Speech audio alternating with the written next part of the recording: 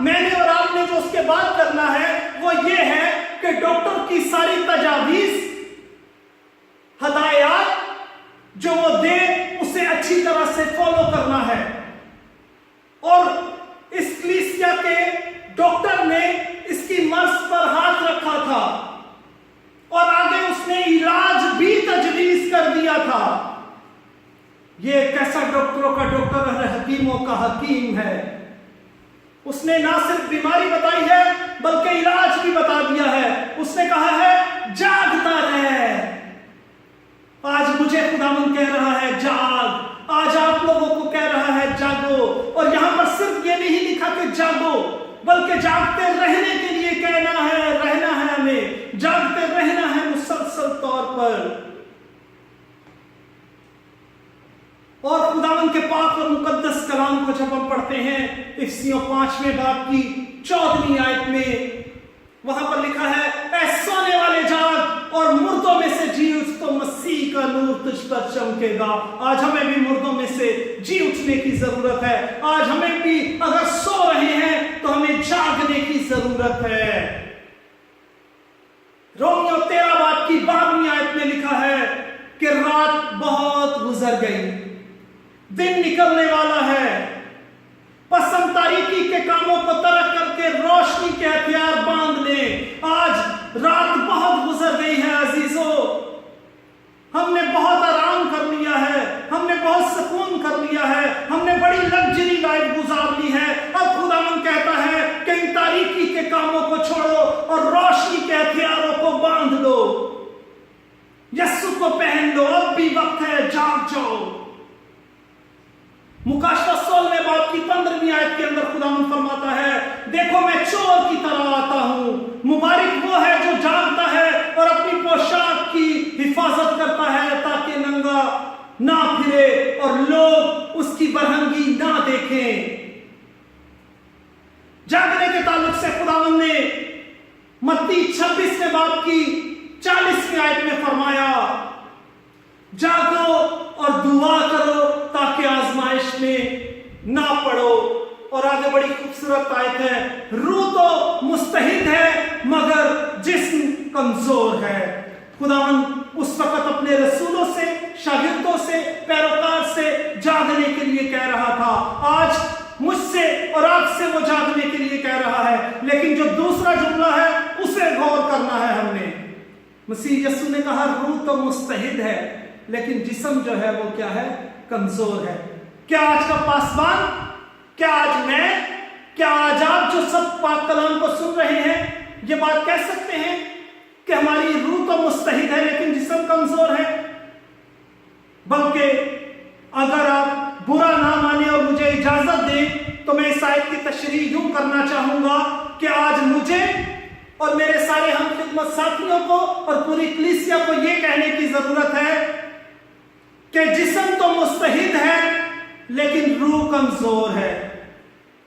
کیونکہ ہم نے جسم کے لیے تو بہت کچھ کیا ہے لیکن اپنی روح کے لیے شاید جو کچھ کرنا چاہیے تھا وہ نہیں کیا. اور اگر عزیزو آج نہیں جاگیں گے تو ایک خطرناک بات آپ کو بتاتا چلوں کہ متی 26 باب کی 40ویں آیت میں لکھا ہے، پہلا پطرس 5 باب کی 8ویں آیت کے اندر لکھا ہے تم ہوشیار اور بیدار رہو. یہاں پر بھی بیدار کیا جا رہا ہے. تمہارا مخالف ابلیس گرجنے والے شیر ببر کی طرح ڈھونڈتا پھرتا ہے کہ کس کو پھاڑ کھائے. اگر ہم نہیں جاگیں گے تو ہمارا دشمن ہمیں پھاڑ کھانے کے لیے تیار ہے. اور خداوند نے اس کے علاج کا جو دوسرا حصہ بتایا وہ یہ تھا کہ ان چیزوں کو جو باقی ہیں اور جو مٹنے کو تھی مضبوط کر. اس کا مطلب ہے اس کلیسیا کے اندر کچھ باتیں ایسی تھی جو ابھی مکمل طور پر مردہ نہیں تھی. ان کے کچھ کام ایسے تھے جو ابھی تک مکمل طور پر ختم نہیں ہوئے تھے. اس وجہ سے خداوند نے کہا ان کاموں کو تھامے رہے، ان کو مٹنے نہ دے، ان کو پکڑے رکھ اور مضبوط ہو جا ان میں. کیونکہ خداوند کا پاک کلام کہتا ہے جو کچھ تیرے پاس ہے اسے تھامے رہے، کوئی تیرا تاج تجھ سے چھین نہ لے. اور آگے خداوند ایک اور ان سے کہتا ہے بات، کیونکہ میں نے تیرے کسی کام کو اپنے خدا کے نزدیک پورا نہیں پایا. جو کام کرتے ہیں ادھورا کرتے ہیں. شاید ہم نے ایز اے پاسبان ہوتے ہوئے چرچ میں بائبل سٹڈی کا انتظام کیا, تھوڑی دیر چلنے کے بعد بائبل سٹڈی بند ہو گئی, تو خداوند کہہ رہا ہے میں نے تیرے کسی کام کو اپنے خداوند کے نزدیک پورا نہیں پایا.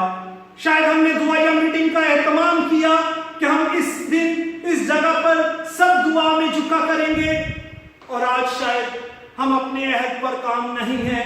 اس وجہ سے خداوند مجھ سے اور آپ سے گلہ کرتا ہے. جب ہم نے مسیح یسوع کو قبول کیا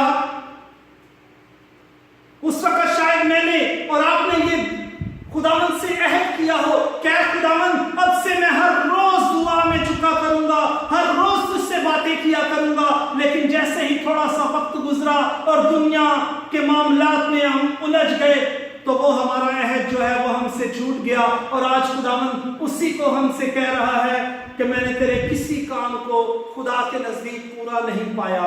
اور آج ضرورت اس بات کی ہے کہ کلیسیا اپنے گھروں میں دعائیا مسجدیں قائم کرے.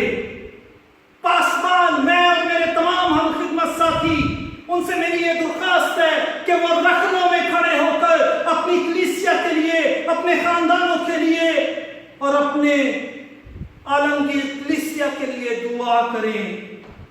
کیونکہ خداوند کا پاک کلام فرماتا ہے کہ راست باز کی دعا کے وسیلہ سے بہت کچھ ہو سکتا ہے, اور راست باز کی دعا کے وسیلہ سے آسمان بند ہو جاتا ہے اور اس کی دعا کے وسیلہ سے آسمان کھل جاتا ہے.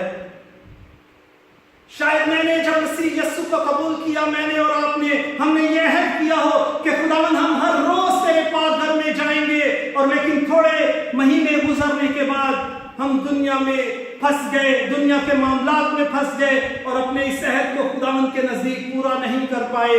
اور آج ہفتہ ہفتہ گزر جاتا ہے اور ہم خداوند کے پاک گھر میں نہیں آتے.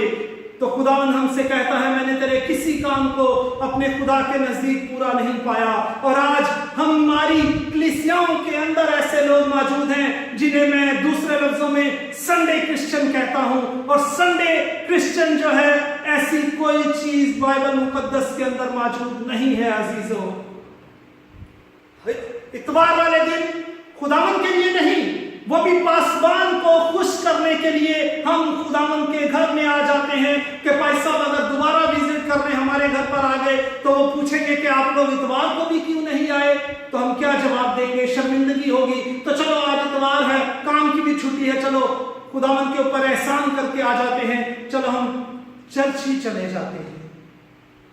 ہم جسمانی طور پر دن میں 3 مرتبہ کھانا کھاتے ہیں, روحانی طور پر ہفتے میں 1 دفعہ کھانا کھائیں گے تو ہماری روح کیسے مستحق ہوگی؟ یہ بات میری سمجھ سے بالکل باہر ہے.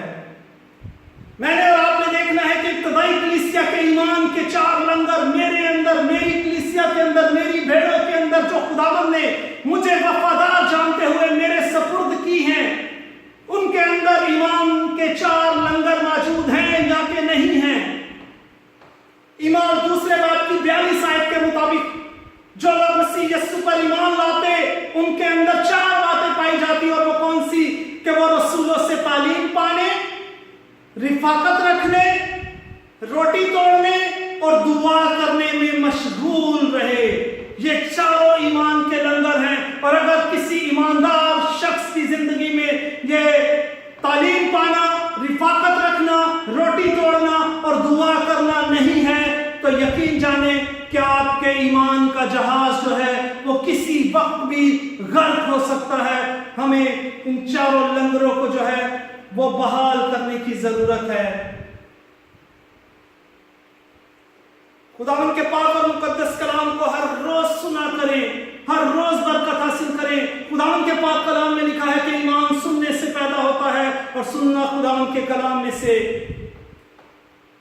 تو اختتامی طور پر میں آپ سے یہ کہوں گا کہ اگر ہم آج بھی نہیں جاگیں گے ان کاموں کو جو ابھی تھوڑے سے ہمارے ایمان کی آخری سانس سے بچ رہی ہیں, ہماری دعا جو روحانی طور پر مردہ سی نظر آ رہی ہے اس کو بحال کریں. ہماری تعلیم و تربیت جو بائبل کی تعلیم کی باتیں ہیں, اگر ہم پاک کلام کو نہیں پڑھتے, پاک کلام کو نہیں سیکھتے, سیکھتے تو آج کوشش کریں, آج سیکھیں. خداوند آپ کو اور مجھے برکت دینے کے لیے یہاں پر موجود ہے.